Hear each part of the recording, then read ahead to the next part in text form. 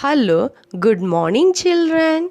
This is the detailing of the poem A Tiger in the Zoo, written by Leslie Norris. Dear children, I have already detailed the first stanza and second stanza in the previous video. In this video, I am going to detail stanzas third, fourth, and fifth. So let's begin now. Let's see the the third stanza. See the difficult words. See snarling. Snarling meaning warning sounds made by animals. Warning sounds. Second, you can see edge. Edge means outskirt. Okay, outskirts or edge. Next, bearing, that is uncovered, which is open, which is naked. We say bearing uncovered. Next is fangs. Fangs means sharp tooth of animals. Okay, sharp tooth of animals. Now let's see the detailing of the poem. See, the poet says that if the tiger would have been free, if it would have been free, but it is not free because it is trapped, it is in the cage, it is confined, it is imprisoned. And the poet says, if the tiger could have been free, he would have snarled, growled around the houses located at the edge or outskirts of the jungle near some village. See, the tiger is trapped, it is imprisoned. Okay, but if the tiger could have been free, it could be moving here and there. Even it could be at the edge of the outskirt of the jungle near some village. He would be showing his white fangs, his white sharp tooth and even claws, while moving here and there freely with the intention of scaring, terrorizing, frightening all the inhabitants, all the villagers. He would even terrorize people with his sharp tooth and claws. This would create fear among the people living in the villages. Actually, children, the poet here gives a hint that if we destroy the natural habitat of tigers, they will be forced to turn to our towns and villages to find their food. So, children, since the tiger is imprisoned and caged, the tiger is not at all free to do anything. So, likewise, the villagers are also safe from the tiger. But if it could be free, it would be terrorizing the people with his sharp tooth and claws. Now coming to the next stanza 4. You can see nothing much difficult words in these, children. All are simple only. Concrete, you know. Concrete meaning building made of bricks, cement, sand and water. Concrete meaning building made of bricks, cement, sand and water. So here the concrete cell is the cage, the prison in which the tiger is kept. Okay, the tiger is imprisoned, it is confined, it is caged in a concrete cell meaning cage, prison. And second word you can see stalking.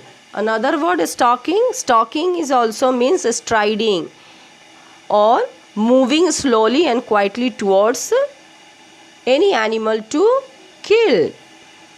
Okay, now see.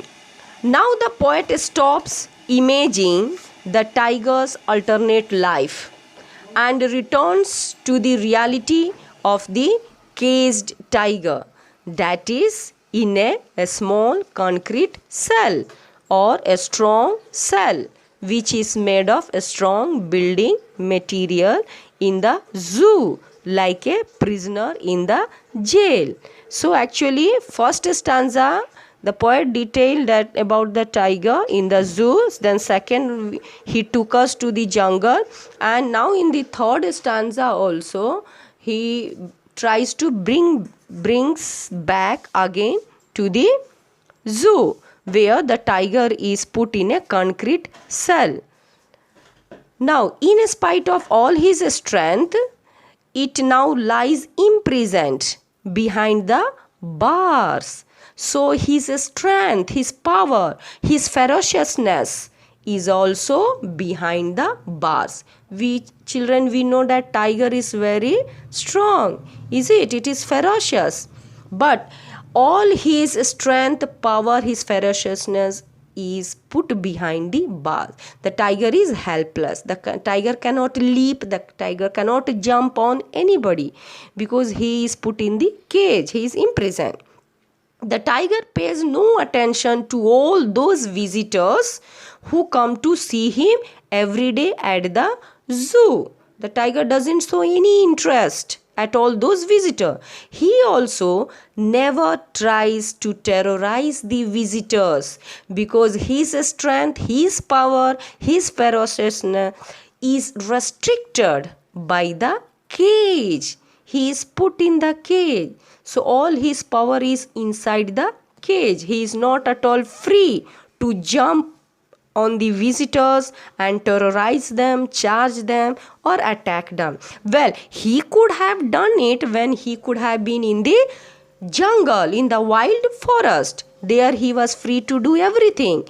But here he has got limited space and all his strength, ferociousness, everything inside, that is behind the bars. Instead of this, the tiger very slowly and silently moves up and down. You can see the line given stalking.